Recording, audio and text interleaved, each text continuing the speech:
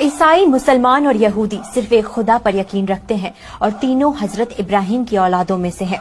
हजरत इब्राहिम के 2 बेटे थे, हजरत इस्माइल और हजरत ईसाक। यहूदी हजरत ईसाक के बेटे हजरत याकूब की औलादों में से हैं, जिन्हें इजराइल भी कहा जाता था।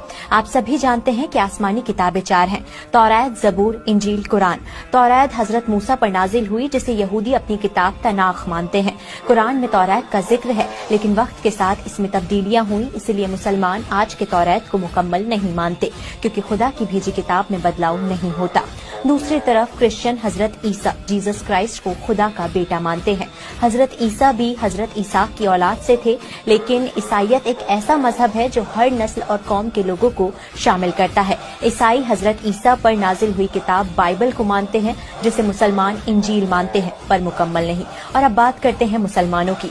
हजरत इब्राहिम के पहले बेटे हजरत इस्माइल की औलाद से अरब कबीला निकला, जो आखिरी पैगंबर मोहम्मद साहब के जरिए इस्लाम को मानने वाला मुसलमान बना, जिनकी मुकद्दस किताब कुरान है। पर असली जंग यहीं से शुरू होती है, क्योंकि तीनों मजहब किसी के आने का इंतजार कर रहे हैं। यहूदी एक ऐसे शख्स का इंतजार कर रहे हैं जो यहूदी कौम की अजमत कायम करेगा और फिलिस्तीन के बैतुल मुकद्दस यानी अल-अक्सा को टेम्पल में बदल देगा, जिस शख्स का जिक्र कुरान में है, जिसे मुसलमान दज्जाल मानते हैं। इसलिए इजराइल बैतुल मुकद्दस को शहीद नहीं करता।